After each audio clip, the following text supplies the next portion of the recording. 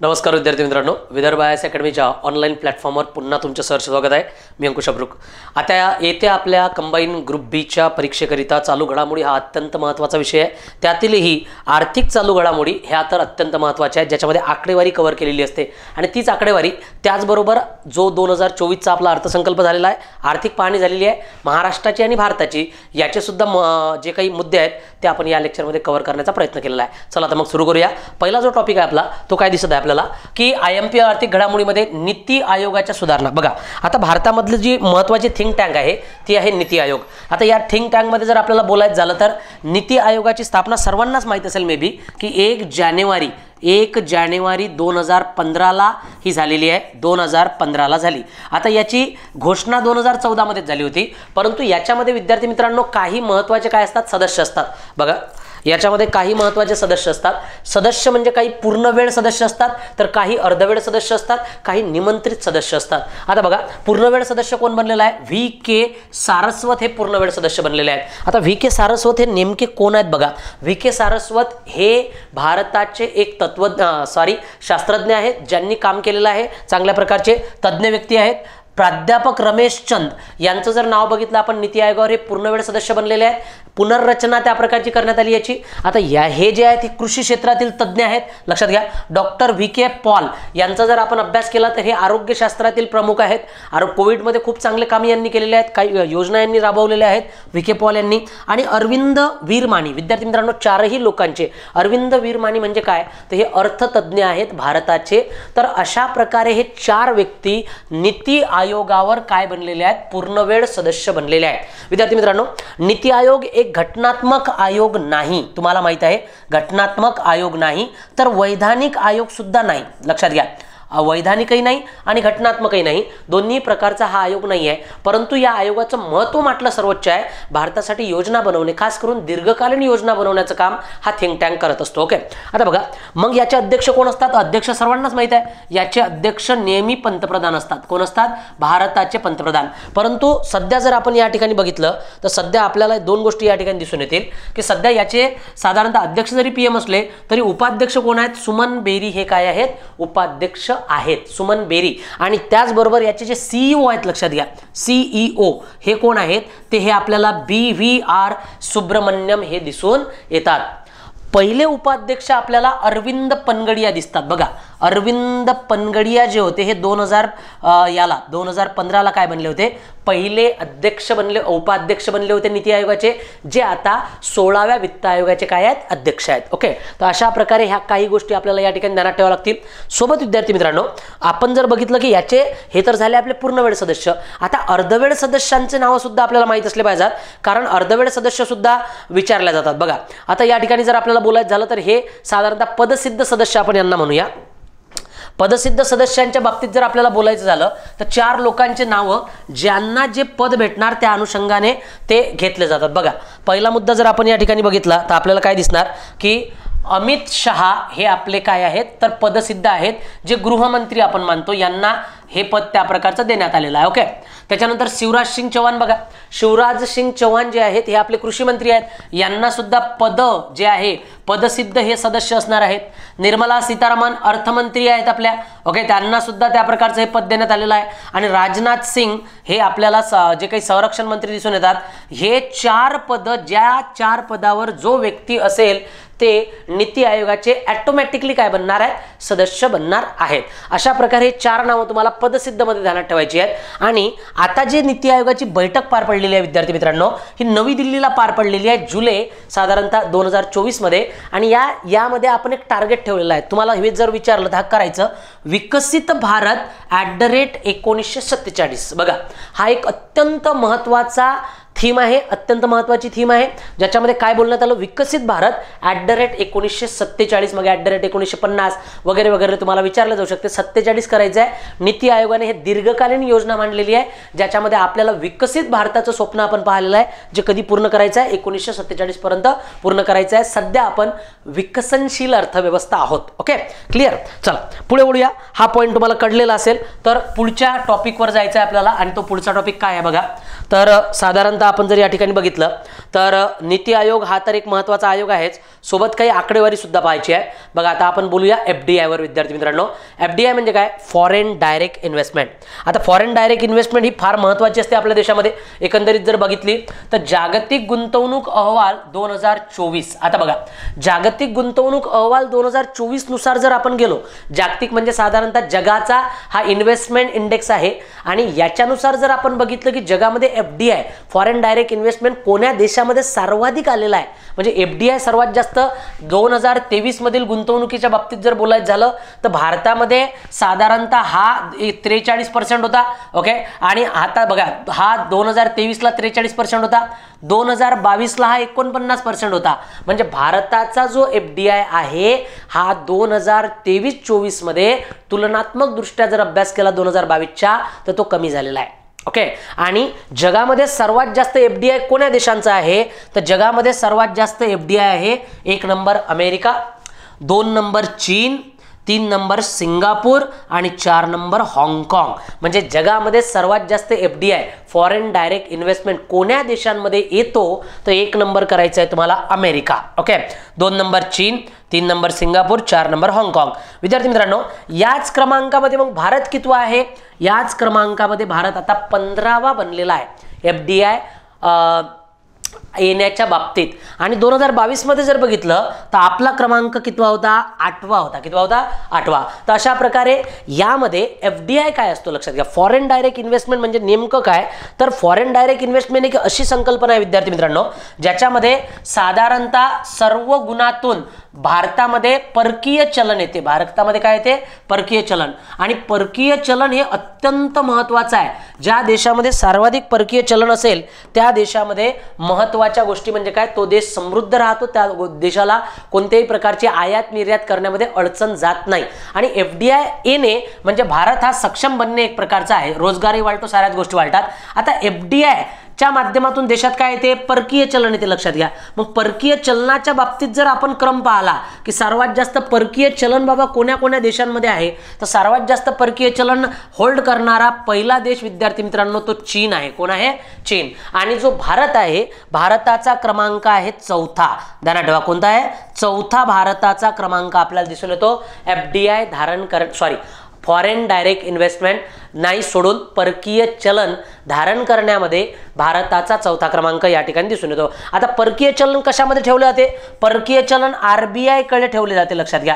किती फॉर्म मध्ये ठेवले जाते? 4 फॉर्म मध्ये ठेवले जाते. एक तर परकीय चलन हे परकीय करन्सीच्या मध्ये, परकीय चलनाच्या मध्ये, परकीय चलन जे असते आपलं त्याच्या माध्यमातून, नाहीतर सोन्याच्या माध्यमातून गोल्ड म्हणून, नाहीतर SDRs हे जे IMFचे डॉक्युमेंट्स असतात, स्पेशल ड्रॉइंग राईट्स, आणि RTPs विद्यार्थी मित्रांनो RTPs या 4 फॉर्ममध्ये आपण साधारणतः RBI कडे अशा प्रकारचे परकीय चलन ठेवत असतो. त्यानुसार ते काउंटिंग केली जाते.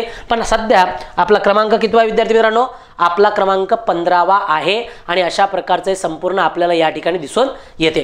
तर एकंदरीत बघा FDIच्या बाबतीत अशा प्रकारची जी घोषणा आहे. परंतु आता एकंदरीत जर बोलायचं झालं हे तर झालंच आपलं या ठिकाणी. आता भारताच्या मध्ये बोलूया की FDI कशा प्रकारचा आलेला आहे. बघा पहिला मुद्दा जर बघितला आपण की बाबा FDI आणि भारताचा संबंध. आता FDI मध्ये जर आपण भारताचा संबंध बघितला तर 2 रिपोर्ट आपल्याला पाहावे लागतील विद्यार्थी मित्रांनो.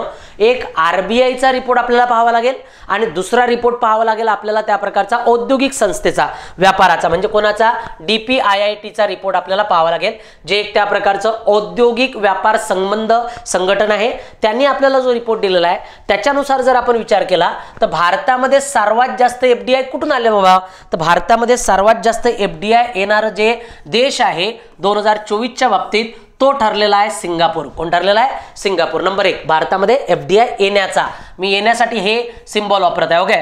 2 नंबरचा देश आहे विद्यार्थी मित्रांनो मॉरिशियस, 3 नंबरचा आहे अमेरिका आणि 4 नंबरचा आहे नेदरलँड. हे देश आपल्याला साधारणतः दिसून येतात औद्योगिक व्यापार संघटनेच्या द्वारे जो काही निर्देशांक दिलेला आहे त्याच्या माध्यमातून. परंतु तेच जर आपण बघितलं की RBIचा जो निर्देशांक आहे, RBIचं म्हणणं आहे की आपल्या देशामध्ये यावर्षीला अमेरिकेकडून सर्वात जास्त FDI त्या प्रकारचा आलेला आहे. दुसरा मॉरिशियस कडून आलेला आहे, तिसरा सिंगापूर कडून आलेला आहे आणि चौथा नेदरलँड कडून आलेला आहे. ओके, तर रिपोर्टमध्ये थोडासा फरक आहे. आकडेवारी मोजताना जे आर्थिक वर्ष मोजलं जाते त्या आर्थिक वर्षामध्ये फरक असल्यामुळे हा साधारणतः असा फरक आपल्याला दिसून येतो. ओके, तर अमेरिका आरबीआयच्या निर्देशांकानुसार अमेरिका एफडीआय मध्ये नंबर 1 आहे.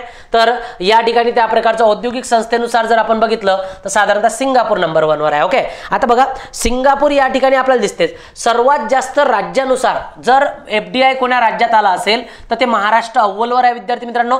दुसरा आहे गुजरात आणि त्यानंतर एफडीआय आलेला आहे तो म्हणजे कुठं कर्नाटक मध्ये. आणि एफडीआय मुळे लक्षात घ्या देशाचा विकास अप्रत्यक्षरित्या किंवा प्रत्यक्षरित्या होऊ शकतो. ते तुम्हाला 3 राज्य ध्यानात ठेवायचे आहेत, महाराष्ट्र, गुजरात आणि कर्नाटक. महाराष्ट्र हे भारतातील सर्वात श्रीमंत राज्य आहे.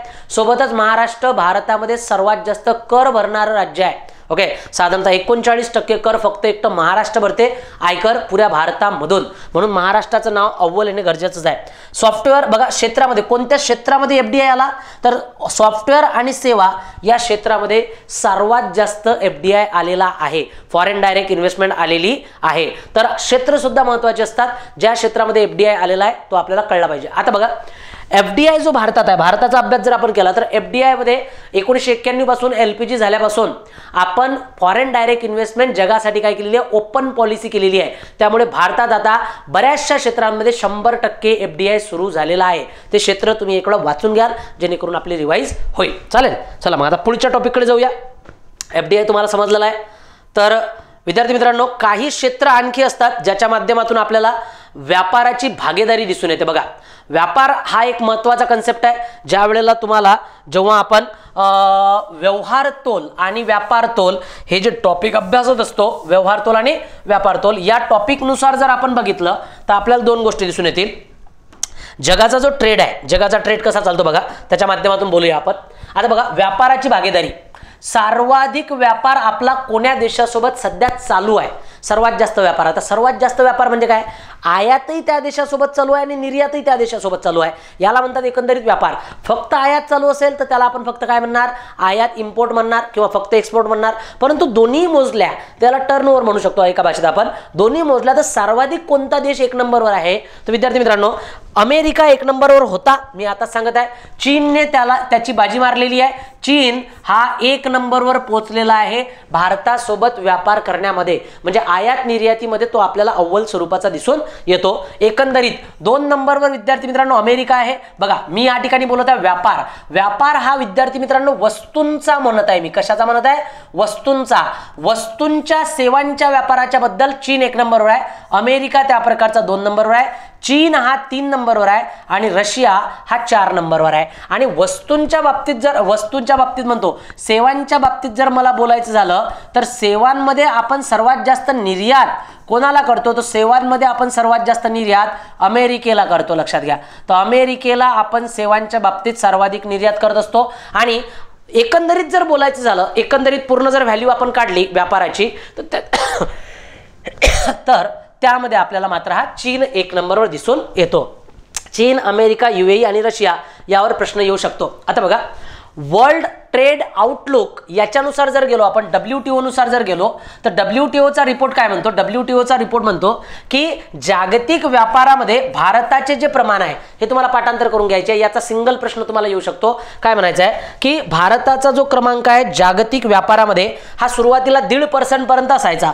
तर 2023 मध्ये विद्यार्थी मित्रांनो हा किती होता, हा 1.2% होता. 1.2% पुऱ्या व्यापारामध्ये. आपल्या भारताची लोकसंख्या जगामध्ये 2011 नुसार 17.5 कोटी आहे. ओके, हां आपल्या देशामध्ये साधारणतः पुऱ्या जगाच्या तुलनेत क्षेत्रफळ 2.42% भूमी आहे आपल्याकडे पुऱ्या जगाच्या. परंतु व्यापारामध्ये मात्र आपला हिस्सा नगण्य स्वरूपाचा दिसून येतो. तो किती फक्त 2023 मध्ये 1.2% वाढलेला आहे. 2024 मध्ये हा 2.6% गेलेला आहे. चांगली गोष्ट आहे. ओके, 2024 मध्ये 2.6% आणि टार्गेट आपण 2025 मध्ये ठेवलेला आहे की आपण 3.3% गेलो पाहिजे. तर ही चांगल्या प्रकारची प्रगती असेल. जर असा आपला व्यापार वाढत असेल तर देशाचा इम्पोर्ट एक्सपोर्ट वाढणार आणि चांगल्या प्रकारचं परकीय चलन भारताला मिळणार आणि भारत याच्यामध्ये काय होणार मग सक्षम झाल्याशिवाय राहणार नाही. तर हा वर्ल्ड ट्रेड आउटलुकचा जो काही त्या प्रकारचा रिपोर्ट आलेला आहे तो सुद्धा तुम्हाला, जो जाहीर कोण करते बघा, जो जाहीर करते WTO. कोण करते, वर्ल्ड ट्रेड ऑर्गनायझेशन.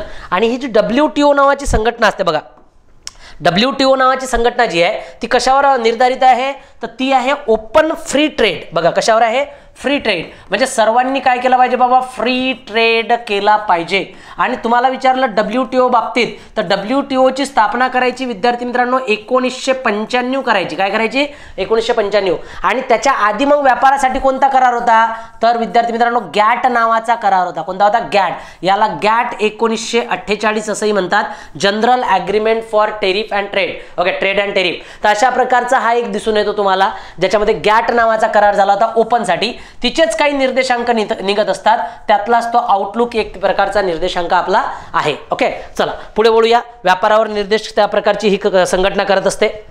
त्याच्यानंतर मला तुमचा वेळ जास्त घ्यायचा नाही आहे, त्याच्यामुळे आपण फटाफट घेण्याचा प्रयत्न करू, जेणेकरून काय होणार, आपली एक रिव्हिजन होणार. आणि ही जर रिव्हिजन व्यवस्थित झाली तर प्रश्न थोडेसे ॲक्युरेसी लेवल आपली वाढणार. ओके, चला पुढे बोलूया.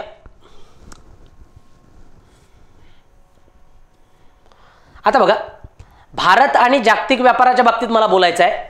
भारताचे संबंध कसे आहेत लक्षात घ्या. पहिला मुद्दा जर आपण बोलायचं झालं, आपण जगामध्ये आयात निर्यात करत जाऊ. तुम्हाला माहित असेल, तो एक व्यापारामध्ये तुम्ही क्रम पाहिला असेल, ज्याच्यामध्ये व्यापाराची दिशा शिकवतात. व्यापाराची दिशा म्हणजे काय, दिशा म्हणजे कोणाकडून आपण विकत घेत आहोत, कोणाला विकत आहोत. व्यापाराची रचना म्हणजे काय, किती व्यापाराची रचना म्हणजे एकंदरीत त्या प्रकारचा किती घेताव आणि किती देताव, किती त्या प्रकारच्या आयात होत आहे आणि किती त्या प्रकारची निर्यात होत आहे. त्याचबरोबर व्यापाराची आकार, ओके, हे सारं आपल्याला या ठिकाणी माहित असलं पाहिजे. आता आपण कोण्या देशाकडून, बघा आयात आपण कोण्या देशाकडून सर्वाधिक करतो, तर वस्तूच्या बाबतीत जर बोलायचं झालं तर वस्तूच्या बाबतीत आपला जो क्रमांक आहे विद्यार्थी मित्रांनो, तो क्रमांक आहे साधारणतः 8वा. कितवा आहे जगामध्ये, काय करण्यामध्ये, आयात करण्यामध्ये जगामध्ये आपला क्रमांक 8वा आहे भारताचा. आपण फक्त इथं भारतामध्ये बोलत आहोत. सर्वात जास्त आयात करणारा देश हा साधारणतः अमेरिकाच ठरून येतो. ओके, बघा त्याच्यानंतर सेवाच्या बाबतीत जर आपल्याला बोलायचं झालं तर साधारणतः सेवा, बघा याच्यामध्ये मी पहिला देश सुद्धा लिहून देतो तुम्हाला. पहिला देश जो आहे जो आयात करणारा आहे तो कोण ठरणार आहे, तर पहिला देश अमेरिका. पहिला देश काय आहे, अमेरिका. परंतु भारताचा क्रमांक किती लागतो वस्तूच्या आयातीमध्ये, 8वा. ओके, बघा सेवा आयात करणारा पहिला देश त्या प्रकारचा कोण आहे, तर तो सुद्धा अमेरिकाचा आहे. सेवा आयात करणारा हा सुद्धा आपल्याला कोण दिसतो, अमेरिका. आणि भारत कितवा दिसतो सेवा आयात करणारा, 9वा. चांगली गोष्ट आहे, आपला क्रमांक जरा दूर असला तर बरं होऊन जाते याच्यामध्ये. आता बघा, हेच जर आपल्याला सांगायचं असलं निर्यातीच्या बाबतीत, तर भारताचा क्रमांक निर्यातीमध्ये, वस्तू निर्यातीमध्ये आपला 7वा क्रमांक आहे. चांगल्या प्रकारची गोष्ट दिसते. वस्तू निर्यातीमध्ये 1 नंबरवर कोण असेल, तर तो अमेरिका आहे. लक्षात घ्या, कोण आहे, अमेरिका हा वस्तू निर्यातीमध्ये नंबर 1 वर आहे. ओके, परंतु सेवा निर्यातीमध्ये बघा, सॉरी इथं निर्यात दिलेला आहे, यामध्ये निर्यातीमध्ये आपल्याला चीन करावं लागेल. ओके, निर्यातीमध्ये नंबर 1 वर विद्यार्थी मित्रांनो वस्तूंच्या बाबतीत जर बोलायचं झालं तर चीन करायचं आहे. सेवेच्या बाबतीत जर करायचं आहे तर अमेरिका करायचं आहे. ओके, तर हे या ठिकाणी आपल्याला दिसून येते एकंदरीत. आणि भारताचे क्रमांक बोलूया आता आपण. बघा भारताचे क्रमांक आहे 7वा आणि सेवा निर्यातीमध्ये जर केला तर आपण 9वा. तर एकंदरीत अशा प्रकारचे क्रमांक आपल्याला दिसून येतात. आणि जगामध्ये हे क्रमांक अत्यंत महत्त्वाचे असतात.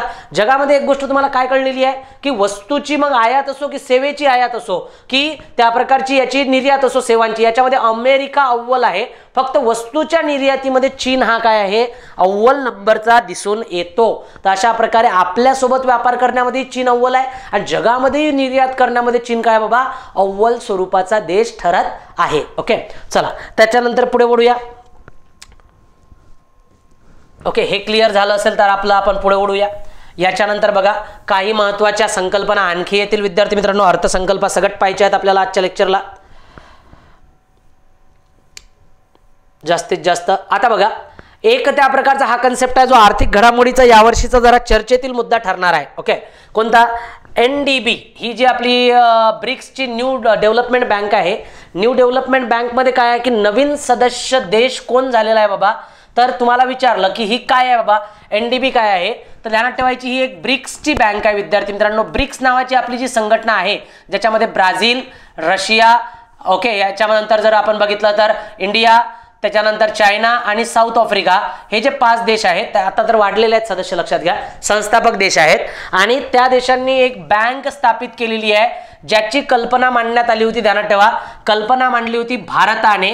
आणि 2012 मध्ये दिल्लीमध्ये जी समिट झाली होती त्या दिल्लीच्या समिटमध्ये NDB ची संकल्पना मांडण्यात आली होती. ओके, आता बघा याच्यामध्ये शांघाय, NDBचं मुख्यालय कुठे आहे? शांघाय चीनला NDBचे काय आहे? मुख्यालय आहे शांघाय चीनला. साधारणतः NDB ने डेव्हलपमेंट करण्यासाठी अशा प्रकारची बँक ओपन केली आहे. जुलै 2014 मध्ये याची स्थापना झाली विद्यार्थी मित्रांनो. कोणाची? NDBची. बघा ब्रिक्सची स्थापना 2009 मध्ये झाली. 2010 मध्ये हा साऊथ आफ्रिका त्याचा काय बनला? सदस्य बनला. साऊथ आफ्रिका हा काय बनला? सदस्य बनला. सुरुवातीला हे 4च संस्थापक देश होते. अशा प्रकारे ब्रिक्सची स्थापना झाली. 2012च्या दिल्ली समिटला आपण ही त्या प्रकारचा एक बँक असावी अशा प्रकारची संकल्पना मांडली. आणि या करारावर 2015ला एक करार झाला ज्यावर त्या प्रकारच्या स्वाक्षऱ्या कोणी केल्या? तर ज्यावर स्वाक्षऱ्या सर्वांनी केल्या. आणि आता याचा नवीन देश बनलेला आहे, त्याचं नाव आहे अल्जेरिया. कितवा देश बनला आहे हा? 10वा बनलेला आहे. हे सुद्धा एक रिव्हिजन तुम्ही या ठिकाणी करून घ्याल जेणेकरून तुम्हाला या ठिकाणी बऱ्याचशा गोष्टी काय होतील? कव्हर होतील. चला पुन्हा पुढे वळतो. सर्व लक्षात आलंच असेल तुमच्या. तर ब्रिक्स ध्यानात ठेवायची. ब्रिक्स संघटना सुद्धा अत्यंत महत्त्वाची असते. त्याच्यावरही कधी कधी तुम्हाला प्रश्न विचारल्या जाऊ शकतात. मग पुन्हा आता या ठिकाणी आपण पुढे वळूया. एक एक टॉपिक मला असं वाटतं तुमच्याकडे ना नोट्स असायला पाहिजेत ज्यावर तुम्ही पटापट हे शॉर्टकट मी जे काही लिहून दिलेले आहेत किंवा मी चालेल तर ग्रुपवर आता हा यूट्यूबचा लेक्चर आहे त्याच्यामुळे ग्रुपवर याच्या स्लाइड्स येणं मुश्किल आहे, लक्षात घ्या. तर साधारणतः तुम्ही याला लिहिण्यासाठी सुरुवात करा. चला आता बघा MPC वर बोलूया आपण. MPC म्हणजे काय विद्यार्थी मित्रांनो? मौद्रिक धोरण समिती. MPC म्हणजे काय? मौद्रिक धोरण समिती, मॉनिटरी पॉलिसी कमिटी. आता बघा भारतामध्ये उर्जित पटेल समिती जी होती, उर्जित पटेल जेव्हा RBIचे गव्हर्नर होते त्यावेळेला त्यांनी संकल्पना मांडली होती की भारतासाठी एक महागाई किती वाढवावी बाबा आणि महागाई किती वाढू नये याला मेंटेन करण्यासाठी एक कमिटी असावी. आणि त्या कमिटीचं नाव आहे मौद्रिक धोरण कमिटी. ओके, आता बघा ही जी कमिटी आहे ही स्थापित करण्यामध्ये GST नुसार त्या प्रकारची घटनात्मक स्वरूपामध्ये स्थापित करण्याचा पूर्ण प्रयत्न झालेला आहे. ओके, आता बघा साधारणतः एकंदरीत जर बोलायचं झालं तर 1 ऑक्टोबर 2024ला याची काय करण्यात आली? पुनर्रचना करण्यात आली. पण मुळातच जर आपण बघितलं विद्यार्थी मित्रांनो तर साधारणतः 2016ला MPC मुळात कधी स्थापित झाली होती? 27 जून 2016ला. कधी झाली होती? 27 जून 2016ला MPC आपल्याला स्थापित होताना दिसून येते. सोबत बघा याचे जे अध्यक्ष असतात, MPCचे जे अध्यक्ष असतात हे असतात RBIचे गव्हर्नर. जे RBIचे गव्हर्नर आहेत सध्या लक्षात घ्या, RBIचे गव्हर्नर आपल्याला या ठिकाणी दिसून येतात. हा त्याच्यानंतर सदस्य जर आपण या ठिकाणी बघितलं तर सदस्य 3 सदस्य RBIचे असतात. रचनेच्या बाबतीत जर बोलायचं झालं तर 3 सदस्य आणखी 3 सदस्य बाह्य स्वरूपाचे सरकारच्या मधील असतात, लक्षात घ्या. ओके, हा बैठका वर्षाला 4 बैठका होणे गरजेच्या आहेत हे सुद्धा ध्यानात ठेवायचं. आणि महागाईचा किती यांनी दर ठरवला असतो की बाबा इतकी महागाई वाढायला पाहिजे तर मिनिमम महागाई म्हणजे 4च्या मधामध्ये 4% म्हणजे 2 ते 6% महागाई राहिली पाहिजे. 6% खाली 6% वर महागाई जाऊ नये म्हणजे खाली राहावी आणि 2% महागाईचा दर खाली जाऊ नये अशा प्रकारचं यांचं टार्गेट असेल. समजा 2% महागाईचा दर खाली गेला, ओके, या वर्षीचा 7 पॉइंट समथिंग काहीतरी अन्नधान्याचा दर आहे ध्यानात ठेवा. MPCच्या बाबतीत जर बोलायचं झालं तर यानुसार MPC ही अपयशी ठरली असा करार देण्यात येते जर 2च्या खाली आणि 6%च्या वर महागाईचा दर गेला असेल तर. ओके, आता बघा विद्यार्थी मित्रांनो 2 महत्त्वाच्या गोष्टी आणखी समजून येतील आपल्याला की मग आता पुनर्रचना काय करण्यात आली? ऑक्टोबर 2024 मध्ये पुनर्रचना केली. सरकारी सदस्य 3 यामध्ये पाहिजेतच आणि 3 कोणाचे सदस्य पाहिजेत? RBIचे सदस्य पाहिजेत, बरोबर आहे. मग आता 3 सदस्य त्या प्रकारचे सरकारी कोणते आहेत ते आपण बोलूया. रामसिंग हे एक सदस्य आहेत ध्यानात ठेवा. सौगता भट्टाचार्य ह्या दुसऱ्या सदस्य आहेत आणि नागेश कुमार हे तिसरे सदस्य आहेत. अशा प्रकारे यांना बाह्य सदस्य म्हणतात. काय म्हणतात? बाह्य सदस्य. तर आरबीआयचे आतील सदस्य तर यामध्ये असतात. तर यांचा जो कार्यकाळ असतो हा साधारणतः 4 वर्षाचा असतो. किती वर्षाचा असतो? 4 वर्षाचा या बाह्य सदस्यांचा कार्यकाळ आपल्याला दिसून येतो. आता बघा, जी एमपीसीची शिफारस केली होती बाबा एमपीसी असावी, त्याच्यासाठी 2 समित्या ध्यानात ठेवायच्या. उर्जित पटेल समिती ही आपल्याला दिसून येते आणि BN श्रीकृष्णन आयोग हा एक आयोग दिसून येते ज्यांनी एमपीसीची धारणा केलेली होती. लक्षात घ्या. तर अशा प्रकारे देशामधील महागाई, टार्गेट काय आहे? देशाला स्थिरता देणे. देशाला काय देणे? स्थिरता देणे म्हणजे स्थैर्य स्टॅबिलिटी, इकॉनॉमिकल स्टॅबिलिटी, महागाई स्टेबल राहिली पाहिजे 2 ते 6% दरम्यान, असं त्या प्रकारचं टार्गेट या आयोगाचं आपल्याला दिसून येते आणि त्यांनी मग या अनुषंगाने आपल्याला या संपूर्ण गोष्टी करताना दिसून येतात. तर एमपीसी ध्यानात आलेली आहे. चला पुढे वळूया. पुढे एमपीसी झाली विद्यार्थी मित्रांनो. पुढचा पॉईंट बघा काय आता, मौद्रिक धोरण समिती तर आपली या ठिकाणी झाली. सोबतच आरबीआयचे जे गव्हर्नर होते शक्तिकांत दास यांच्याबद्दल 2-3 पॉईंट आपल्याला पाहायचे आहेत आणि एमपीसीच्या बाबतीत एक पॉईंट आपल्याला पाहायचा आहे. बघा, जी एमपीसी आहे आपली, याचं टार्गेट जरी आपण बघितलं तर तुम्हाला काय ध्यानात ठेवायचं आहे की जेव्हा मौद्रिक धोरण पॉलिसी कोणाची आहे? मॉनिटरी पॉलिसी म्हणजे काय? एमपी. ओके, एमपी त्याची कमिटी म्हणजे एमपीसी, बरोबर आहे ना. आता मौद्रिक धोरण पॉलिसीचं जे स्थैर्य असते ते असते आर्थिक स्थैर्य प्राप्त करणे. मग स्थैर्य कसं प्राप्त केलं जाते बघा, समजा महागाई जर बाजारातली वाढून राहिली तर आरबीआय काय करत असते? आरबीआय व्याजाचे दर म्हणजेच महागाई पैशाचे धोरण अवलंबते. महागाई पैशाचे धोरण जर आपण या ठिकाणी अवलंबवले तर काय होणार? आरबीआय CRR सारखे दर, SLR सारखे दर, रेपो सारखे दर काय करते? वाढवते. आणि जर अशा प्रकारचे दर वाढवले तर मग आपल्याला दिसून येते की महागाई काय येते बाबा? नियंत्रणात येऊन जाते. आणि महागाई जर नियंत्रणात आणण्याचं असेल तर आरबीआयची संख्यात्मक साधनं आहेत ज्याचा आरबीआय काय करत असतो? वापर करत असतो. लक्षात घ्या. तर अशा प्रकारे मॉनिटरी पॉलिसी राबवली जाते आणि मग महागाई नियंत्रणात केली जाते. चालणारी चलनवाढ, धावणारी चलनवाढ, सोसाट धावणारी चलनवाढ, अशा प्रकारे चलनवाढीचे प्रकार दिसतात. 1 ते 3% चलनवाढ चांगली गोष्ट आहे. 1 ते 10% चलनवाढ खूप जरा जास्त जड जाणार आहे, पण अर्थव्यवस्थेला थोडीफार पोषक मानली जाते, धोकादायक मानली जाते. याच्यावर जर चलनवाढ होत असेल, महागाई वाढत असेल तर मात्र ती धोक्याची घंटा आहे देशासाठी सुद्धा आणि खास करून देशाच्या गरीब वर्गासाठी सुद्धा. ओके, म्हणून महागाई नियंत्रणात ठेवण्यासाठी एमपीसी किती बाबा? 2 ते 6 याच्याच दरम्यान राहायला पाहिजे दर, हा तुम्हाला ध्यानात ठेवायचा आहे. ओके, आता बघा, आता जर आरबीआयचे गव्हर्नर आपल्याला चेंज होताना दिसतात तर शक्तिकांत दास जेव्हा आपले गव्हर्नर आपल्याला दिसून येतात आरबीआयचे, हे दुसऱ्यांदा गव्हर्नर त्या प्रकारचे बदले होते आणि बघा यांनी कार्यकाळ सांभाळला होता साधारणतः. तर दुसऱ्यांदा सेंट्रल बँक रिपोर्ट कार्ड 2024चा एक पुरस्कार आहे A+ ग्रेड. हा जो पुरस्कार आहे साधारणतः अमेरिकेची ग्लोबल फायनान्स जी काही संस्था आहे त्यांच्या मार्फत दिला जातो. तर हा दुसऱ्यांदा त्यांना पुरस्कार देण्यात आलेला आहे A+ ग्रेड. बघा, अर्थव्यवस्थेमध्ये कोविडच्या काळामध्ये भारताची अर्थव्यवस्था ही स्टेबल राहिली.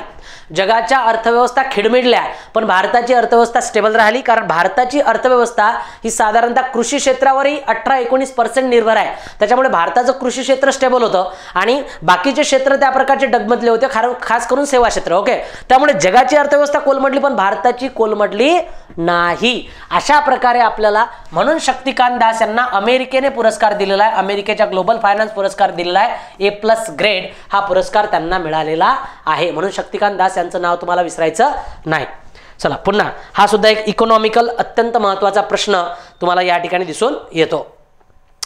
त्यानंतर विद्यार्थी मित्रांनो बघा, कर संकलन 2023च्या बाबतीत आपण बोलूया. आता कर संकलन म्हणजे काय की भारतामध्ये मागील वर्षामध्ये साधारणतः कर किती गोळा झालेला आहे बाबा 2023-24च्या माध्यमातून जर आपल्याला बोलायचं झालं तर कर संकलनाचे काय आकडे आहेत बघा.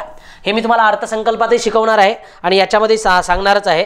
आता बघा, पहिला मुद्दा जर आपण या ठिकाणी बघितला तर काय दिसते, मागील 10 वर्षामध्ये म्हणजे साधारणतः जर आपल्याला बोलायचं झालं 2015 पासून तर मागील 10 वर्षामध्ये 182% कर वाढलेला आहे विद्यार्थी मित्रांनो. 182% कर म्हणजे 100% दुप्पट नाही झाला कराचं संकलन, 182% म्हणजे नियर अबाउट 200च्या टक्क्यापर्यंत हा आकडा जाणार. म्हणजे जे लोक 2015 मध्ये जितके लोक कर देणार होते त्याच्यापेक्षा आता डबलचे लोक काय देतात, कर देत आहेत. सोबतच त्याचा रेव्हेन्यू डबलने वाढलेला आहे.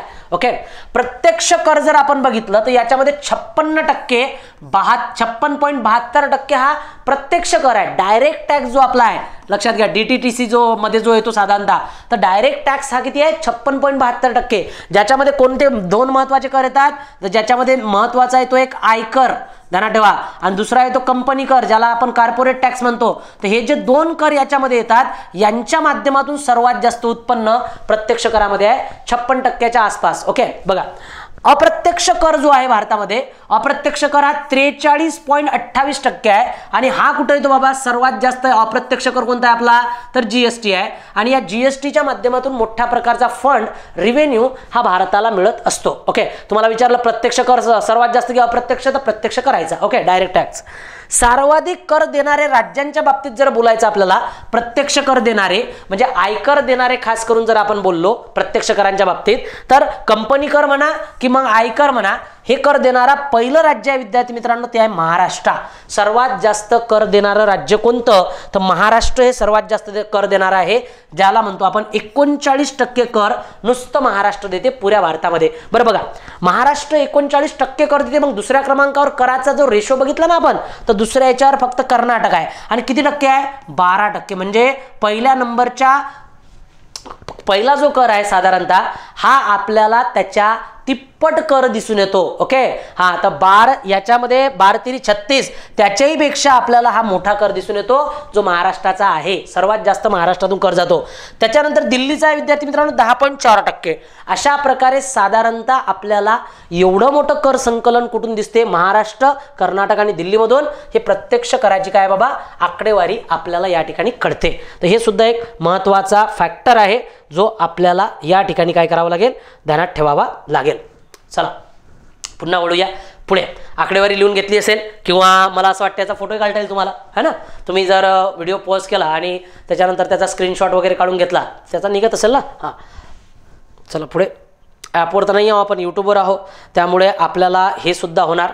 आता बघा विद्यार्थी मित्रांनो, आपण बोलूया आता कृषी निर्यातीच्या बद्दल, थोडंसं आकडेवारीच्या बद्दल. बघा, कृषी हे एक आपलं महत्त्वाचं क्षेत्र आहे. अर्थव्यवस्थेचे 3 क्षेत्र तुम्हाला माहिती आहे, कृषी, सेवा आणि उद्योग, हे 3 क्षेत्र आपल्याला दिसून येतात. आता या कृषी क्षेत्राच्या बाबतीत जर मला बोलायचं झालं तर बघा, कृषी निर्यातीमध्ये जर बघायचं झालं 2023 मध्ये, तर भारताचा 8वा क्रमांक आहे. हा डायरेक्ट प्रश्न येऊ शकतो, कृषी निर्यातीमध्ये भारताचा कितवा क्रमांक आहे, 8वा क्रमांक आहे. आता याच्यामध्ये नंबर 1 वर जो दिसतो तो देश आहे EU. जगाला सर्वात जास्त कृषी निर्यात करणारा जो देश आहे त्याचं नाव आहे EU. म्हणजे काय, युरोपीय युनियन हे सर्वात जास्त निर्यात करत आहे. नंबर 2 वर आहे अमेरिका, नंबर 3 वर आहे ब्राझील आणि नंबर 4 वर आहे चीन. ध्यानात ठेवा, कृषी क्षेत्राची जगामध्ये जरी जगामध्ये आपला क्षेत्रफळाच्या दृष्टीने 7वा क्रमांक लागतो बघा क्षेत्रफळाच्या, पण कृषी भूमीच्या जमिनीमध्ये भारताचा 2रा क्रमांक लागतो. पहिला क्रमांक लागतो कृषी भूमीमध्ये लागवडीखालील जमिनीमध्ये अमेरिकेचा क्रमांक 1 नंबरवर लागतो लागवडीखाली जमिनीमध्ये. रशिया किंवा चीनचा क्रमांक लागत नाही, त्यांच्याकडे भूमी आहे, जमीन आहे, परंतु सर्व जमिनी लागवडी क्षेत्राखाली येऊ शकत नाही त्यांची, तशा प्रकारची जमीन नाही आहे. तर अमेरिका 1 नंबरवर येते अशा जमिनीच्या बाबतीत आणि भारत हा 2ऱ्या क्रमांकावर येते. पण निर्यातीमध्ये मात्र आपण कितव्या क्रमांकावर आहोत, 8व्या क्रमांकावर आहोत, कारण भारताची पॉप्युलेशनही मोठ्या प्रमाणात आहे. ओके, बघा आता फ्री ट्रेड हे झालं कृषीच्या क्षेत्राच्या बाबतीत. तर काही आपल्याला या ठिकाणी महत्त्वाच्या गोष्टी दिसून येतील. फ्री ट्रेड करार 2024. ओके, आता बघा फ्री ट्रेड करार याचा अर्थ आहे की यावर्षी आपण एक करार केलेला आहे 2024ला. त्या कराराचं नाव विद्यार्थी मित्रांनो आहे इफ्टा, म्हणजे EFTA. इफ्टा नावाचा करार केलेला आहे आपण, एक प्रकारचा एक्सपोर्ट फ्री ट्रेड अशा प्रकारचा करार आहे. याच्यामध्ये या करारामध्ये 4 देश आहेत. तुम्हाला विचारलं खालीलपैकी हा करार कोणत्या 4 देशांमध्ये झालेला आहे, ध्यानात ठेवायचं. एक तर UE म्हणजे युरोप, या ठिकाणी EU म्हणजे युरोपियन युनियन, ही एक त्या प्रकारची संघटना दिसते. सोबत इंडिया म्हणजे भारत या ठिकाणी दिसून येतो. आणि याच्यामध्ये लक्षात घ्या एक आईसलँड नावाचा देश आहे, आईसलँड. त्याच्यानंतर एक लिंकन्स्टाईन हा देश दिसून येतो, नॉर्वे दिसून येतो आणि स्वित्झर्लंड दिसून येतो. हे 4 देश अत्यंत महत्त्वाचे आहेत ज्यांच्यामध्ये हा करार झालेला आहे. अशा प्रकारच्या ज्या काही ट्रिटीज होत असतात ना, त्या ट्रिटीजवर आपला करार दिसून येतो. 1960 मध्ये ऍक्च्युअल मध्ये हा करार सुरुवातीलाही झाला होता. त्याच्यानंतर आता दुसऱ्यांदा आपण याच्यावर काय केलेलं आहे, सिग्नेचर केलेले आहेत. आणि हा फ्री ट्रेड आहे, म्हणजे आपण ऍग्रिकल्चर सेक्टर मधलं जे कृषी क्षेत्र आहे त्या कृषी क्षेत्राचा फुल व्यापार यांच्यासोबत करू शकणार आहोत. ओके, तर अशा प्रकारचा हा तुम्हाला विचारला करार इफ्टा EFTA हा कोण्या देशांसोबत झाला, तर तो व्यवस्थित प्रश्न तुम्हाला सॉल्व्ह करावा लागेल. चलते पुढे वळूया. नेक्स्ट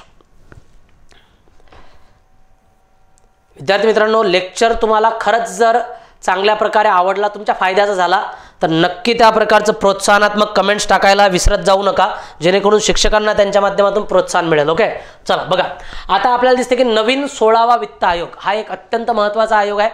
यावर प्रश्न येण्याची शक्यता जरा दाट आहे. दाट म्हणजे अत्यंत दाट आहे जर बघितलं तर. चला बघा, 16वा वित्त आयोग 15वा वित्त आयोग आपल्याला NK सिंग यांच्या अध्यक्षतेखाली दिसतो. NK सिंग हा यांचा होता. ओके, त्याच्यानंतर YV रेड्डी वगैरे नावं दिसतात. आता बघा, अरविंद पनगडिया हे 16व्या वित्त आयोगाचे काय आहेत, अध्यक्ष आहेत, सर्वांना माहीत झालेलं आहे.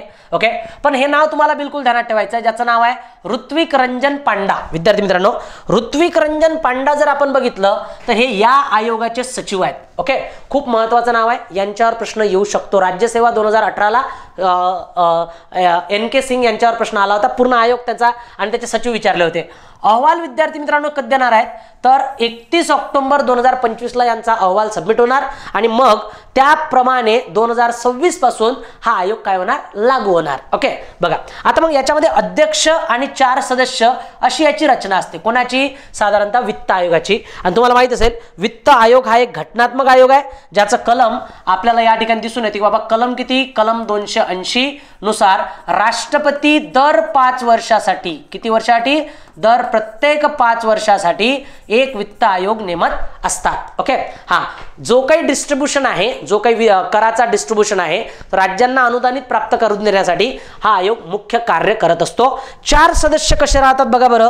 4 सदस्यांच्या बाबतीत बोलायचं झालं तर पहिले उच्च न्यायालयाची योग्यता प्राप्त करणारे, म्हणजे ज्यांच्यामध्ये उच्च न्यायालयावर न्यायाधीश असण्याची पात्रता असेल असे एक सदस्य पाहिजेत आपल्याला. दुसरे लेखा व वित्त तज्ञ, लेखा आणि वित्त तज्ञ म्हणजे अकाउंटिंग मधले त्या प्रकारचे तज्ञ असले पाहिजेत. त्यानंतर प्रशासन, ऍडमिनिस्ट्रेटिव्ह तज्ञ त्या प्रकारचे असले पाहिजेत, ऍडमिनिस्ट्रेटिव्ह मध्ये प्रशासनामध्ये तज्ञ असले पाहिजेत. आणि त्याच्यानंतर इकॉनॉमिस्ट असले पाहिजेत, म्हणजे काय तर अर्थतज्ञ असले पाहिजेत.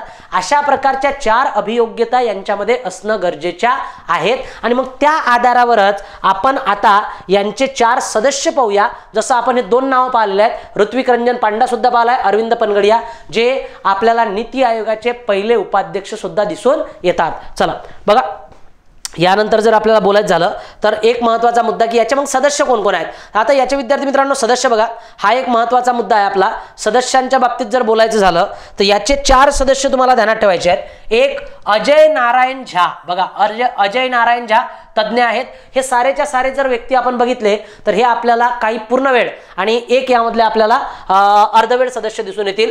ॲनी जॉर्ज मेत्तो आपल्याला ह्या अर्धवेळ सदस्य त्या प्रकारचे दिसून येतील. निरंजन राज्याध्यक्ष, सौम्या क्रांती घोष हे 4 सदस्य आहेत. ध्यानात ठेवा, Ajay Narayan Jha, any George Matthew, Niranjan राज्याध्यक्ष आणि सौम्या क्रांती घोष. सॉरी, या ठिकाणी आपल्याला हे 3 पूर्ण वेळ, सौम्या क्रांती घोष ह्या अर्धवेळ आहेत. काय आहेत, अर्ध वेळ या ठिकाणी दिसून येतील. तर विद्यार्थी मित्रांनो साधारणतः आपल्याला अर्धकाळ त्या प्रकारच्या कार्य करणारे दिसून येतील. ते सारेच्या सारे सचिव दर्जाचे लोक आहेत. ओके, आणि त्या दर्जाच्या लोकांना या ठिकाणी अभियोग्यता आहे आणि त्यांची निवड झालेली आहे. 1 एप्रिल 2026 पासून या आयोगाची कार्यशैली चालू होणार आहे. आणि नेमल्याची तारीख तुम्ही पाठ करून ठेवा. या तारखेवर डायरेक्ट प्रश्न येऊ शकतो की 31 डिसेंबर 2023ला 16वा वित्त आयोग अरविंद पनगडिया यांच्या अध्यक्षतेखाली नेमण्यात आला. आपल्याकडे सारं काही असेल, ही तारीख नसली तर कुठेतरी आयोग खेळ खेळत असतो आपल्या माइंडशी बऱ्याच वेळेला, की तुम्ही किती फॅक्च्युअल डाट्याला सुद्धा ध्यानात ठेवू शकता, हे तुम्हाला या ठिकाणी ध्यानात ठेवायचं आहे. चला विद्यार्थी मित्रांनो पुढे वळूया. त्याच्यानंतर जर आपल्याला बोलायचं झालं तर आता बोलूया आपण आर्थिक पाहणी. मी तुम्हाला सांगितलं होतं की मी तुम्हाला आर्थिक पाहणी सुद्धा तुमची घेणार आहे आणि आर्थिक पाहणी 2024च्या बाबतीत आपल्याला या ठिकाणी बोलायचं आहे. आता बघा आपण बोलूया पहिले 4 महत्त्वाचे पॉईंट, त्यातले फक्त महत्त्वाच्या पॉईंट्सवर आपल्याला बोलायचं आहे. आर्थिक पाहणी जर बघितली आपण 2024ची आर्थिक पाहणी काय असते, आर्थिक पाहणी अर्थसंकल्पामध्ये आपले जे 3 डॉक्युमेंट्स असतात, मागील वर्षी आपण किती अचिव्हमेंट्स केलेले आहेत याला एक प्रकारची आर्थिक पाहणी म्हणतात. बघा तर आता 2024 मध्ये जर आपण गेलो तर 2024 मध्ये आपला इकॉनॉमिकल ग्रोथ रेट जो आहे, विकास दर जो आहे हा 8.2% असणार असं त्या प्रकारचं सांगण्यात आलं. किती? 8.2% हा 2000 याला म्हणतो आपण आपला इकॉनॉमिकल ग्रोथ रेट. काय म्हणतो? इकॉनॉमिकल ग्रोथ रेट हा आपला किती असणार आहे? 8.2%. तर हा प्रश्न येऊ शकतो तुम्हाला.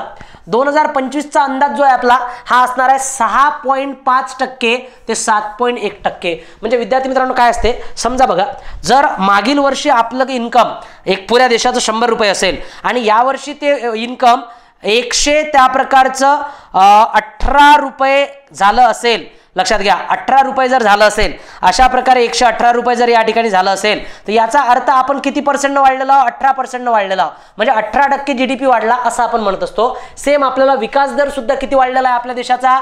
8% आपली अर्थव्यवस्था वाढलेली आहे. याला इकॉनॉमिकल ग्रोथ रेट म्हणतात. ओके बघा, कृषी विकासाचा दर जो आहे म्हणजे कृषी किती टक्क्याने वाढलेली आहे, तर कृषी विकास दर हा 1.4% होता. हे तुम्हाला आकडेवारी ध्यानात ठेवायची आहे.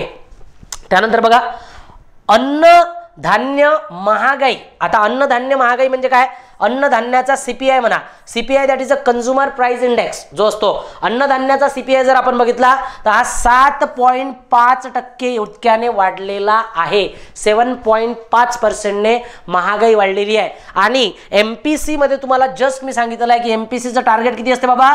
2 ते 6च्या मधात महागाई खेळली पाहिजे. म्हणजे या ठिकाणी MPC अपयशी झाली असं तुम्ही डायरेक्टली म्हणू शकता, त्याच्यामध्ये कोणती शंका नाही आहे. ओके, तर अशा प्रकारे हा आपल्याला दिसून येतो 7.5 एवढा महागाईचा दर आर्थिक पाहणी 2024 मध्ये आपल्याला देण्यात आलेला आहे. ओके चला त्याच्यानंतर पुढे बोलूया. आर्थिक पाहणीमध्ये आपल्याला दिसून येतात हे दर. तर आता अर्थसंकल्पामध्ये बोलूया. बघा अर्थसंकल्प 2024-25 मी गुलाबी अक्षरात लिहिलेला आहे कारण याच्यामध्ये महिलांसाठी चांगलं प्राधान्य देण्यात आलेलं होतं. बघा अर्थसंकल्प 2024 आणि 2025 यांच्या बाबतीत जर बोलायचं झालं तर सर्वाधिक महत्त्व 4 घटकांना. कधी कधी असा प्रश्न येतो आणि त्याच्यामध्ये चुकतो आपण, ध्यानात ठेवा खास करून. तर सर्वाधिक महत्त्व 4 घटकांना देण्यात आलं. घटक कोणते? तर याची दिशा महत्त्व बघा, शेतकरी, गरीब वर्ग, युवक वर्ग आणि महिला या 4 घटकांना केंद्रस्थानी ठेवून हा अर्थसंकल्प बनवण्यात आला होता. 2024चा अर्थसंकल्प निवडणुकीनंतरचा अर्थसंकल्प आहे. त्याच्यामुळे या ठिकाणी ध्यानात ठेवायचं की बाबा शेतकरी आणि गरीब, युवक आणि महिला या 4 घटकांसाठी हा अर्थसंकल्प केंद्रस्थानी ठेवून बनवलेला आहे. आणि आता त्या अर्थसंकल्पाची दिशा काय होती बाबा? कशा कशावर जास्तीत जास्त खर्च केला जाणार? तर एकंदरीत बघा असा अर्थसंकल्प आपल्याला दिसून येतो बाबा की रोजगार, नंबर 1 रोजगारावर, दुसरं कौशल्य विकास, तिसरं MSME जे आपलं मीडियम स्मॉल अँड एक प्रकारे मायक्रो युनिट्स जे असतात उद्योगाचे त्यांच्यावर, आणि मध्यम वर्ग या भागावर हा अर्थसंकल्प होता. परंतु विद्यार्थी मित्रांनो हे जरी दिलं असलं, हे टार्गेट जरी दिलं असलं तरी हे वास्तविकता याची ही नाही आहे, बिलकुल नाही आहे. वास्तविकता अशी नाही आहे. इव्हन काय केलेलं आहे, मध्यम वर्गाचा कराचा दर या अर्थसंकल्पामध्ये वाढवलेला आहे. तुम्हाला आता समजूनच येणार इतका मोठा अन्यायकारक दर या ठिकाणी त्या प्रकारचा आपल्याला दिसून येतो, तो साधारणतः तुम्हाला कळेल. ओके, म्हणजे कर कसा वाढला पाहिजे. 182% कर वाढवलेला आहे निर्मला सीतारामननी. कशा प्रकारचा तो दिवसांदिवस आणखी वाढत आहे तोही आपल्याला दिसून येईल. 3 लाख ज्याचा साधारणतः इन्कम असेल त्यांना सुद्धा करात टाकण्यात आला आहे. 15 लाख ज्याचं इन्कम असेल त्याला 30% कर, हा प्रचंड कर झालेला आहे. याचा आपण आवाकाही बघू शकत नाही, इतका प्रचंड कर भारतामध्ये सध्या वाढलेला आहे. आणि आता या संबंधित आपण बोलूया. इन्कम टॅक्सच्या बाबतीत तर आहेच आहे. बघा प्रत्यक्ष कर, आता मी या ठिकाणी बोलत आहोत प्रत्यक्ष करामध्ये. मग आता जरी यांनी म्हटलं की आम्ही मध्यम वर्गांना काय करू बाबा, फॉलो करू. आता बघा मग कराचे दर किती ठेवले तुमच्या पुस्तकामध्ये. जर तुमच्याकडे समजा अर्थशास्त्राचं पुस्तक असेल त्या पुस्तकामध्ये हे दर असतील बघा की जुनी पद्धत, जुन्या पद्धतीमध्ये दर काय होते की बाबा 2.5 लाखापर्यंत जर इन्कम असेल आपलं 2.5 लाखापर्यंत तर 0% कर होता. 2.5 लाखापर्यंत पूर्ण त्या प्रकारचा एक्झाम, त्याच्यामधून कर एक्झाम्प्ट असायचा, 0 कर. ओके, पण 5 लाख जर तुमचा कर असेल, लक्षात घ्या 5 लाख, 2.5 लाख ते 5 लाख जर कर असेल तुमचा तर त्याला 5% दर असायचा, 2.5 लाखाच्या वर 5%च्या दरम्यान 5% असायचा, 5 ते 10% पर्यंतच्या लोकांना किती कर असायचा, तर या ठिकाणी 20% कर असायचा, आणि 10 लाख उत्पन्न असायचं त्याला 30% कर. आता कराचे दर ज्याचं उत्पन्न पहिलं कसं असायचं माहिती आहे का, 30 लाखाच्या वर ज्याचा कर असायचा त्याला 30% कर असायचा. आता हे 10 लाखावर आणून ठेवलं होतं. चला यावेळेच्या अर्थसंकल्पामध्ये हे काय केलं, थोडंसं कमी करताना दिसतात बघा. आता काय केलं विद्यार्थी मित्रांनो, 2.5 लाखावरून कराचं निर्धारण केलेलं आहे 3%. 2024चा अर्थसंकल्प या ठिकाणी बोलत आहे. तर 3 लाखापर्यंत टोटल एक्झम्प्ट आहे 0%. ओके, तुम्हाला कर भरावा लागणार नाही जर तुमचं इन्कम वार्षिक ॲन्युअली 3 लाख एवढं आहे तर. 3 ते 7 लाख जर तुमचं इन्कम असेल तर या ठिकाणी 5% कर करण्यात आला. म्हणजे कराचे दर या वर्षीला निवडणुकीच्या अनुषंगाने हे कमी करताना दिसतात, परंतु 15 लाखावरच 30% आणलेले आहेत, 30 लाखावर आणलेले नाहीत. ओके, चला बघा, हे तुम्हाला पाठ करावं लागणार आहे, याच्या जोडा लावायला येणार आहेत, लक्षात घ्या. 3 ते 7% किती, 5% दर. 7 ते 10% जर आपण या ठिकाणी बघितलं, 7 ते 10 लाख जर आपण बघितलं तर 10% दर. विद्यार्थी मित्रांनो नाही ध्यानात राहिलं तर ध्यानात ठेवा व्यवस्थित. 7 ते 10% किती आहे बाबा, 10. याच्या खाली आपल्याला 5 करायचं आहे. आणि 10 ते 12% 15% कर हा ठेवण्यात आलेला आहे. पहिले 15%चा क्लॉजच नव्हता, आता 15%चा क्लॉज आलेला आहे. ओके, पहिले डायरेक्टच होतं 5, 20 आणि 30. ओके, आता किती आहे 15%. 10 ते 12 जर तुमचं ॲन्युअली इन्कम असेल लाखामध्ये तर 15%, आणि 12 ते 15% जर तुमचं 12 ते 15 लाख जर तुमचं इन्कम असेल तर मग 20 लाख 20% कर तुम्हाला भरावा लागणार. म्हणजे याचा अर्थ अशा प्रकारच्या गोष्टी दिसतात. आणि विद्यार्थी मित्रांनो, जर तुमचं उत्पन्न 15 लाखाच्या वर असेल, मासिक तुम्ही 1.25 लाख रुपये पेमेंट घेता, त्याच्यामधून एक्झाम केल्यानंतर जर तुमचं उत्पन्न लागत असेल तर या ठिकाणी 30% तुमच्या पेमेंटमधून एक्झाम्प्ट होणार, काटल्या जाणार, डिडक्ट होणार. कसे, 30% करायचे. ओके, अशा प्रकारे हे आहे आपलं आयकर. याला काय म्हणतो आपण, आयकर. तर हा आयकराचा दर आपल्याला दिसून येतो बघा. त्याचबरोबर यावर्षी आणखी एक कर सुरू करण्यात आला, मालमत्ता विक्रीवर TDS किती आकारला जाणार, हा प्रश्न जर आला तर 1%. मालमत्ता विक्री म्हणजे जर तुमचा प्लॉट आहे, तुम्ही प्लॉट विकत असाल कोणाला तर त्यावर तर कर ऑलरेडी असतेच, पण त्याच्यावर आता TDS लागणार. लक्षात घ्या, TDS किती % असणार, 1% TDS आकारल्या जाणार. अशा प्रकारे सरकारचं कर धोरण जरा जास्तीत जास्त महागाई होताना आपल्याला या ठिकाणी दिसून येते. आणि कशा प्रकारे आपला रेव्हेन्यू वाढेल यावर सरकार विचार करत आहे. पण रेव्हेन्यू वाढण्याचं काम काय आहे यालाही मी तुम्हाला समजून सांगणार. देशावर कर्ज जितकं मोठं आहे विद्यार्थी मित्रांनो की देशाचा 19% बघा, 4% एज्युकेशनवरही खर्च होत नाही, परंतु 19% कर नुसतं व्याजावर खर्च होत आहे. 19% GDPच्या 19% पुरी रक्कम म्हणजे पुऱ्या योजनांवर आपण 17-18% खर्च करतो, पुरे रस्ते बांधून राहिलो वगैरे वगैरे. 19% नुसतं व्याज देतो. त्यामुळे भारतामध्ये अशा प्रकारचे धोरण म्हणतात ना, व्याजावर चाललेलं संस्था, यालाच तर तूट म्हणतो आपण, राजकोषीय तूट. तर राजकोषीय तूट भारतावर प्रचंड मोठ्या प्रमाणात आहे. त्यामुळे भारत व्याज भरू भरू घायल आहे. तर अशा प्रकारे मग हा रुपया येतो कुठून आणि जातो कुठे हे आपल्याला पाहावं लागेल. बघा, अर्थसंकल्प 2024 मध्ये जर गेलो तर अर्थसंकल्पात पैसा आला कुठून किंवा येणार कुठून हा एक मुद्दा मांडलेला आहे. 2024 मध्ये पैसा येणार कुठून, बघा, आयकराच्या माध्यमातून हा पैसा येणार आहे. पहिलं तर आपण बघूया की इकडे कर्जाच्या माध्यमातून 27% रक्कम आपण घेणार आहोत. ओके, कर्जाच्या माध्यमातून परकीय कर्ज वगैरे म्हणजे कर्ज घेणं अजून थांबलेलं नाही आहे. 27% रक्कम आपल्याला आता हे कुठे जाणार, भांडवली खात्यात. ध्यानात ठेवा, कुठे जात असते, हे भांडवली खात्यामध्ये जात असते. सारे कर्ज भांडवली खात्यात टाकायचे. 9% करेतर उत्पन्न असणार. करेतर उत्पन्न म्हणजे काय, कर सोडून इतर उत्पन्न, मग कंपनीचा नफा वगैरे हे महसुली खात्यामध्ये, महसुली जमा, हे भांडवली जमा आहे. आणि हे कुठे जाणार बाबा, महसुली जमा या खात्यात जाणार, महसुली जमा या खात्यामध्ये जाणार. ओके, भांडवली प्राप्ती, इतर भांडवली प्राप्ती 1% त्या प्रकारची राहणार आहे. हे सुद्धा महसुली जमा आहे.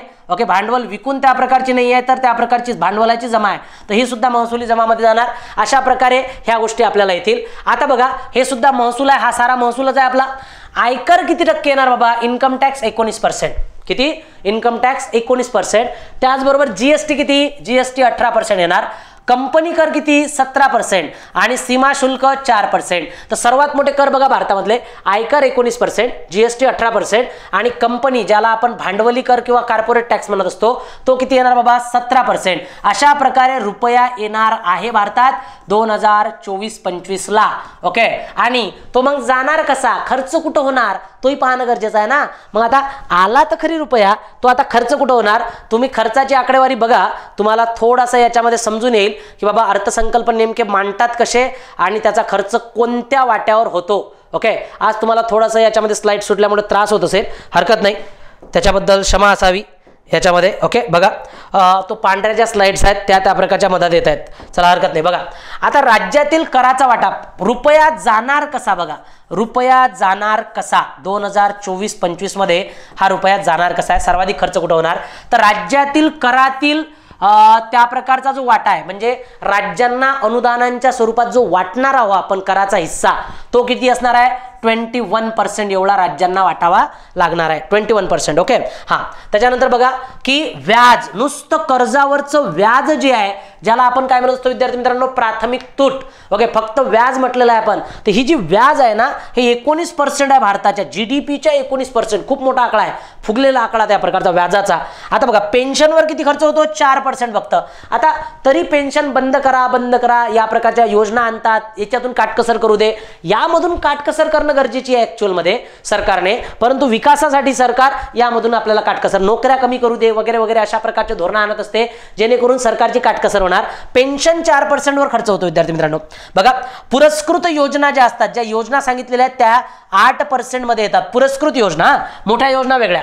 योजना आणि भांडवली खर्च, मोठ्या ज्या बांधकामाच्या योजना असतात त्यावर साधारणतः 16%. आणि अनुदाने, इतर अनुदाने, मग बघा ट्रॅक्टरवर अनुदान किंवा आपले जे खते असतात फर्टिलायझर्स त्याच्यावर अनुदान आहे, सौर पंपावर अनुदान आहे, ते 6%. संरक्षण खर्च आपण 8% मध्येच त्या प्रकारचा निपटवतो, जरी आपला त्या प्रकारचा क्रमांक याच्यामध्ये चांगला असला तरी. विद्यार्थी मित्रांनो, अशा प्रकारे पैसा येतो आणि तो काय होतो? खर्च होतो. एकंदरीत अशा प्रकारचा मुद्दा आपल्याला दिसून येतो, जेणेकरून कशा अर्थसंकल्प या ठिकाणी येणार. आता बघा सेम पॉलिसी जर आपण हे भारताची जर पाहिली तर आता महाराष्ट्रामध्ये जाऊया.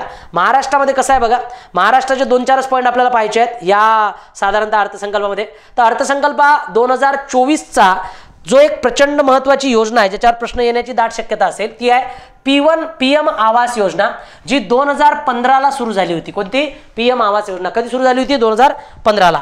बघा एक महत्वाचा मुद्दा आणखी, PM आवास 2.0 ही त्या प्रकारची सुरू करण्यात आलेली आहे आणि 1 कोटी कुटुंबांना घरे अशा प्रकारचं याचं आपल्याला टार्गेट दिसते. मध्यम आणि गरीब वर्गाला ही घरे देण्यात येतील 5 वर्षाच्या काळात. म्हणजे याचा अर्थ साधारणतः आतापासून 2024 पासून पुढील 5 वर्ष ही योजना राहणार आहे, जिचं नाव आहे PM आवास 2.0. तर या अनुषंगाने हे संपूर्ण आपल्याला दिसून येते. ओके, चला ही योजना ध्यानात ठेवा, अर्थसंकल्पाची अत्यंत महत्वाची आहे. त्यानंतर बोलूया पुढचा पॉइंट. आता महाराष्ट्रात येऊया थोडंसं. आता महाराष्ट्रामध्ये बघा, महाराष्ट्रामध्ये आपल्याला साधारणतः एक स्वनिधी योजना सुद्धा या ठिकाणी दिलेली आहे, भारताचीच आहे ही. दुसरी योजना जर आपण बघितली तर स्वनिधी योजनेमध्ये काय दिसते आपल्याला? PM स्वनिधी योजना 2020 मध्ये सुरू केली होती आपण फेरीवाल्यांसाठी. म्हणजे फेरीवाल्यांना कर्ज, जे लोटगाडी वगैरे चालून भाजीपाला वगैरे विकतात किंवा रस्त्याच्या कडेला त्या प्रकारचे दुकान लावतात, त्यांच्यासाठी पहिल्या टप्प्यामध्ये त्यांना 10,000 रुपये निधी भेटणार. दुसऱ्या टप्प्यात जर त्यांनी हे पूर्ण भरले व्यवस्थित तर 20,000 भेटणार आणि जर तेही व्यवस्थित भरले तर त्यांना 50,000 भेटणार. अशा प्रकारचं आता 2024 मध्ये हे वाढवण्यात आलेलं आहे. याला म्हणतात PM स्वनिधी योजना. ओके विद्यार्थी मित्रांनो, चला त्याच्यानंतर बघा या ठिकाणी त्यानंतरचा जो पॉइंट आपल्याला दिसतो तो आहे महाराष्ट्र आणि महाराष्ट्राचा आर्थिक वृद्धी दर, महाराष्ट्राची आर्थिक पाहणी या ठिकाणी आपण पाहणार आहोत. आता महाराष्ट्राची आर्थिक पाहणी याच्या बाबतीत आपल्याला काय बोलायचं आहे की 2023-24 मध्ये वृद्धी दर किती होता महाराष्ट्राचा? तर 2023-24 मध्ये महाराष्ट्राचा वृद्धी दर होता 7.6%. किती होता? 7.6%. म्हणजे बघा भारताचा 8.2% आणि महाराष्ट्राचा किती? महाराष्ट्राचा 7 म्हणजे भारतापेक्षा महाराष्ट्राचा हा जरा कमी वृद्धी दर आपल्याला दिसून येतो. अपेक्षित स्वरूपात त्याला बोलण्यात आलेलं होतं. ओके, कृषी क्षेत्र किती वाढले बाबा? 1.9% एवढा. उद्योग क्षेत्राची वाढ किती? 7.6% आणि सेवा क्षेत्राची वाढ किती? 8.8% एवढी झालेली दिसते. आता विद्यार्थी मित्रांनो, महाराष्ट्रामध्ये दरडोई उत्पन्न पर कॅपिटा इन्कम, दरडोई उत्पन्नाच्या बाबतीत जर बोलायचं झालं तर आपल्याला काय दिसते? 1 नंबरवर दरडोई उत्पन्न आपण विभागाच्या माध्यमातून जर बोललो तर सर्वात जास्त दरडोई उत्पन्न आहे कोकण विभागाचं. दरडोई म्हणजे पुऱ्या म्हणजे एका व्यक्तीचं उत्पन्न, पुऱ्या राज्याचं उत्पन्न भागीला त्या राज्याची लोकसंख्या, अशा प्रकारे दरडोई उत्पन्न निघत असते. तर हे साधारणतः कोकणमध्ये सर्वात जास्त दरडोई उत्पन्न आहे. 2 नंबरवर पुण्याच्या लोकांचं दरडोई उत्पन्न चांगलं आहे, श्रीमंत लोक आहेत. 3 नंबरवर नागपूरचं दरडोई उत्पन्न आपल्याला चांगल्या प्रकारचं दिसून येते 3 नंबरवर, कारण नागपूर सिटी आहे त्याच्यामध्ये. नाशिक 4 नंबरवर दिसते दरडोई उत्पन्नामध्ये. 5 नंबरवर छत्रपती संभाजीनगर. आणि विद्यार्थी मित्रांनो सर्वात लास्ट तुम्हाला आम्ही दिसून येतं म्हणजेच अमरावती. अमरावतीचं दरडोई उत्पन्न हे सर्वात कमी आहे या ठिकाणी दरडोई उत्पन्नाच्या बाबतीत 2024 नुसार सुद्धा. ओके, तर अशा प्रकारे अमरावतीमधले जे जिल्हे आहेत त्याचं दरडोई उत्पन्न आपल्याला पर कॅपिटा इतकं कमी दिसते. शहरानुसार जर गेलो तर मुंबईचे दरडोई उत्पन्न सर्वाधिक आहे, ठाण्याचे त्यानंतर आणि पुण्याचे त्यानंतर दरडोई उत्पन्न कंपल्सरी वाढत जाताना दिसते. ओके, एक मिनिट हा.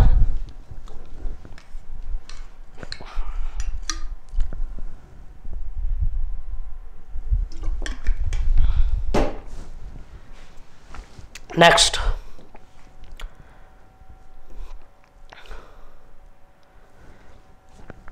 चला पुढचा टॉपिक बघूया. आता होतं चाललं आपलं लेक्चरच कंप्लीट होत आलेलं आहे. संपूर्ण आपण आर्थिक घडामोडी याच्यामध्ये पाहत आहोत. अर्थसंकल्पामध्ये बघा महाराष्ट्राचा अर्थसंकल्प जो आपल्याला या ठिकाणी दिसून येणार. अर्थसंकल्प महाराष्ट्र या ठिकाणी जर आपण बघितलं तर आता योजना बघा अर्थसंकल्पामध्ये काय योजना महत्त्वाच्या आलेल्या आहेत. पहिला जो योजना आहे बळीराजा वीज सवलत योजना. विद्यार्थी मित्रांनो यावर्षी महाराष्ट्रामध्ये प्रचंड गोंधळ झाला, म्हणजे निवडणुकीच्या टाइमला प्रचंड योजनांचा आवाका आला, लोकांना कशा प्रकारे पैशांचा आवाका पुरवला गेला तो दिसून येतो. ओके, मग योजना सुद्धा ध्यानात ठेवायला पाहिजेत आपण. बळीराजा वीज सवलत योजना 14,761 कोटी एवढं रक्कम या वीज बिल माफ यासाठी त्या प्रकारची देण्यात आलेली होती. बळीराजा वीज सवलत त्या प्रकारची योजना शेतकऱ्यांसाठी वीज बिल माफासाठी ही योजना होती. ओके, बघा त्याच्यानंतर एक योजना आणखी आहे सीएम अन्नपूर्णा योजना 2024. आता ही योजना तुम्हाला आठवत असेल तर साधारणतः बघा 3 सिलेंडर मोफत या योजनेच्या बाबतीत देण्यात आलेले होते, घोषित करण्यात आले होते. आणि साधारणतः आपल्याला काय दिसते बाबा 52,16,000 एवढे लाभार्थी या योजनेचे होते. किती होते 52,16,000 लाभार्थी या योजनेचे होते. आणि काय योजनेचा उद्देश काय 3 सिलेंडर मोफत 2024 ची ही घोषणा होती. ओके, चला त्याच्यानंतर जर बघितलं आपण तर आणखी पुढे वळूया. आणखी 2-3 योजना मला या ठिकाणी घ्यायच्या आहेत ज्यांच्या माध्यमातून आपल्याला जर सिंग्युलर प्रश्न विचारला तर तो सुद्धा करता आला पाहिजे. सीएम लाडकी बहीण योजना. विद्यार्थी मित्रांनो योजनांच्या टॉपिक मध्ये तुम्ही काय कराल लाडकी बहीण योजना राज्यांच्या लाडकी बहीण सारख्या योजना सुद्धा करून घ्याल. ओके, 1500 रुपये अनुदान. ओके, आणि जुलै 2024 ला ही योजना काय झालेली होती सुरू झाली होती. असा प्रश्न येणार तुम्हाला कोणत्या महिन्यात त्या प्रकारचा याचा सुरुवात झालेली आहे जुलै 2024 ला. आई योजना ध्यानात ठेवा. आई योजना काय आहे पर्यटन क्षेत्रामध्ये लघु उद्योगाचे जे कर्ज परत करण्याचं जे व्याज आहे 15 लाखापर्यंत जे पर्यटन क्षेत्रातल्या लोकांनी कर्ज घेतलेलं आहे. किती लाखापर्यंत 15 लाखापर्यंत त्याचं व्याज माफ करणारी ही एक योजना होती आणि या योजनेला म्हणतात मग आई योजना. ओके, आणि बाय जर आपण बघितलं तर हे कोण माफ करणार मग कर्जावरचं व्याज कोण भरणार सरकार भरणार आहे. अशा प्रकारची ही आई योजना ध्यानात ठेवा. पर्यटन क्षेत्रात ज्या लोकांनी कर्ज घेतलेलं आहे त्यांच्यासाठी ही योजना सरकारने आणलेली होती. ओके, हे विचारलं जाऊ शकते असं वाटते मला. ओके, बघा आणि त्यानंतर जर बघितलं तर आपल्याला शेवटची योजना आहे ज्याच्यावर आपल्याला बोलायचं आहे आणि इथे आपला लेक्चर संपून जाणार. गाव तेथे गोदाम. लक्षात घ्या गाव तेथे गोदाम 100 गोदाम त्या प्रकारचे 2024-25 मध्ये बांधण्याचं टार्गेट आहे. गाव तेथे गोदाम ही योजना महाराष्ट्र सरकारची आहे असं विचारलं जाते कधी कधी. किती गोदाम बांधण्याचं टार्गेट आहे 100. ओके, विद्यार्थी मित्रांनो अर्थसंकल्पामध्ये अनेक प्रकारच्या गोष्टी येत असतात ज्या आपल्याला कव्हर करायच्या असतात. तुम्हाला मी आताही सांगत आहे टॅक्सच्या संबंधित गोष्टी कव्हर करा, व्यापाराच्या संबंधित गोष्टी व्यवस्थित करा, नक्की तुमची ॲक्युरेसी लेवल वाढेल. आणि आज मी इथं प्रयत्न केलेला आहे बऱ्याच गोष्टी चांगल्या घेण्याचा. तुम्हाला नक्की समजलं असेल तर या ठिकाणी थांबतो, तुमची रजा घेतो. जय हिंद, जय महाराष्ट्र.